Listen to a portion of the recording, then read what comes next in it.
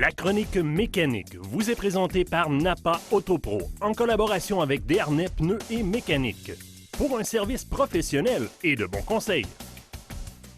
Salut Jean-Guy. Salut Daniel. Alors Jean-Guy, pour cette chronique mécanique, on va parler des huiles, on va parler changement d'huile.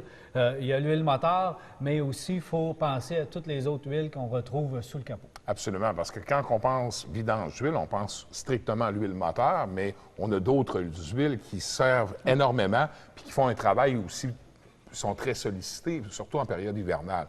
On pense à l'huile à transmission, l'huile à différentiel, l'huile à cerveau-direction, l'huile à frein également. Fait que toutes ces huiles-là, ils ont une propriété commune.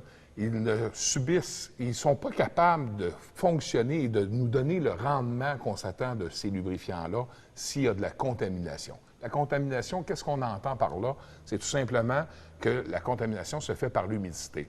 Les variances de température, notre moteur aussi, quand il vient chaud, il refroidit quand on arrête. À ce moment-là, on a une variance de température également, ou même juste l'air ambiant. Donc, pourquoi que c'est important? C'est que ces huiles-là, aussitôt qu'il y a de la contamination, ils perdent ses propriétés. Les propriétés, si on pense strictement à l'huile moteur, dans l'huile moteur, on pense beaucoup au niveau de l'écoulement.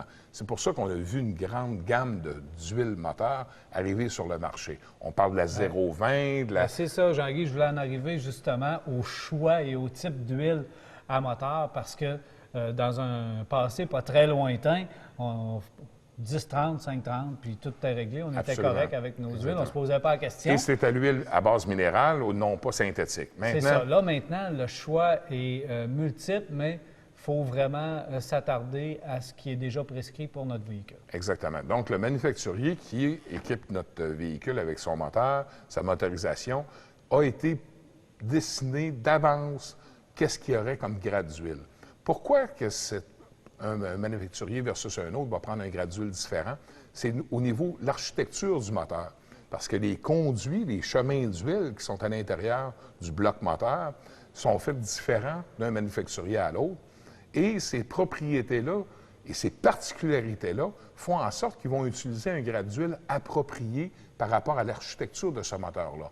Donc, si on a un moteur qui est beaucoup plus susceptible et plus dur à lubrifier toutes les pièces composantes qui sont en mouvement à l'intérieur de ce bloc moteur-là, on va prendre un grade d'huile qui va être un peu plus fluide, surtout à température froide, pour justement raccourcir le temps où ce que notre moteur va être en fonction, va être en marche, et qu'il n'y aura pas de lubrifiant. Parce qu'on sait que deux pièces de métal qui sont en mouvement à l'intérieur de notre moteur et qu'il n'y a pas un film d'huile qui va recouvrir ces deux pièces-là, vont faire une usure prématurée. C'est pour ça que c'est toujours recommandé d'avoir le bon grade d'huile avec notre moteur et toujours, quand on part notre véhicule, de laisser quelques minutes que les pièces soient toutes bien lubrifiées avant de solliciter justement le moteur à plus haute vitesse.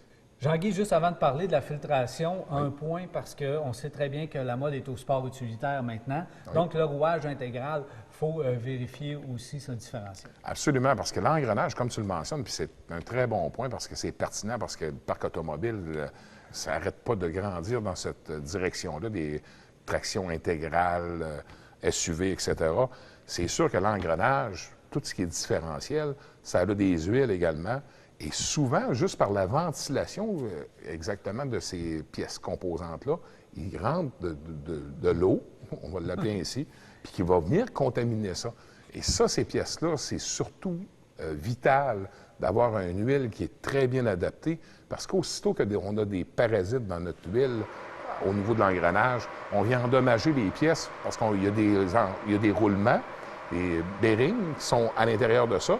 Et puis ces roulements-là, à l'intérieur de ces petites billes-là, aussitôt que l'huile n'est plus là pour protéger, parce que c'est constamment en mouvement, c'est de l'usure prématurée et des réparations qui sont très coûteuses.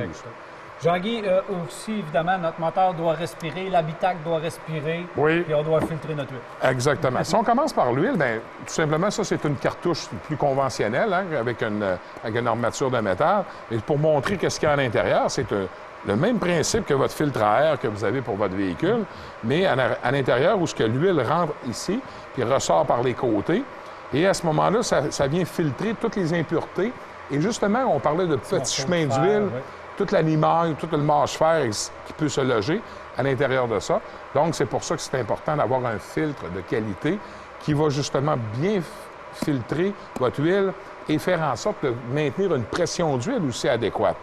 Pour le confort aussi de notre moteur, parce qu'on a le confort de l'habitacle, on a le confort de notre moteur. Le confort du moteur, c'est qu'on sait qu'on fonctionne avec un mélange air-essence. Il y a toujours une proportion, une recette gagnante qui est adaptée à notre moteur pour avoir un pourcentage d'air qui rentre par rapport au pourcentage d'essence qu'on envoie dans nos chambres de combustion. Et si notre filtre à air est obstrué, deux choses. Premièrement, on va avoir une consommation d'essence accrue parce que notre mélange ne sera pas bien adapté à nos caractéristiques du moteur. Et la deuxième chose, c'est qu'on va faire une usure prématurée de notre moteur parce que l'essence qu'on va laisser rentrer, pénétrer à l'intérieur et qu'on ne combustionnera pas à l'intérieur de notre moteur va se loger dans le carter d'huile. Et de l'essence et de l'huile ensemble, ça vient contaminer. Ça ne fait pas bon ménage. Donc, le filtre à air est essentiel et très important. C'est une pièce importante en prévention et en utilisation. Fait que ça a deux fonctions. Mais un mot rapidement sur le... Oui, le filtre d'habitacle. Parce qu'on sait que de plus en plus, notre filtre d'habitacle est sollicité parce que les véhicules, à 85-90 pour être très raisonnables, nos véhicules sont équipés de systèmes de climatisation et on fonctionne de plus en plus avec les vitres toutes fermées de notre habitacle, de notre véhicule. Donc, le filtre d'habitacle fait un travail justement pour filtrer l'air que vous allez respirer à l'intérieur de votre voiture. Fait que si ce filtre-là n'est pas en bonne condition pour filtrer cet air-là, bien, ça va être un air vicié qui va être à l'intérieur de l'habitacle de la voiture et le confort de vos passagers et de vous-même peut être mis en cause. Et on peut penser que c'est pas utile, mais ça fait vraiment toute une différence lorsqu'on change. Oui, toute une différence. Puis on n'a pas ça comme réflexe de le faire vérifier. Il y a des véhicules, certains types de véhicules qui sont moins accessibles que d'autres. Par contre, en général, les manufacturiers automobiles ont une tendance à les mettre de plus en plus accessibles, vu qu'ils sont beaucoup plus sollicités et qu'on en fait un entretien plus périodique. Aussi, l'autre point, si on met de côté la filtration, il y a tout le principe de courroie. On a pris une courroie ici, un modèle de courroie, tout simplement pour démontrer le principe d'entraînement. On entraîne des poulies, donc la pompe de cerveau-direction, la pompe de vacuum, la pompe... tout ce qui est entraînement sur la voiture, on a de multi-courroies aujourd'hui. Donc, c'est 3-4 courroies qui sont réunies dans une. Et si elles cassent, c'est rupture, bien à ce moment-là, on tombe en panne. Donc, l'alternateur, etc., ne charge plus. Donc, on a un problème majeur, puis c'est une source de panne. Et c'est une pièce qui se vérifie très bien. Donc, ça rentre dans les entretiens préventifs de base qu'on fait en atelier. Donc, composante majeure. Ça, c'est important d'y voir aussi. Puis quand le garagiste vous le mentionne, mais c'est pas toujours un facteur temps ou kilométrage. Parce que souvent, des fois, on peut voir une courroie qui va avoir mal usé. Juste, des fois, un alignement de poulie qui n'est pas adéquat va faire en sorte qu'elle va s'effilocher sur le côté, va créer une usure prématurée et qu'elle peut se rupturer n'importe quel temps. Merci beaucoup, Jean-Guy. Au plaisir.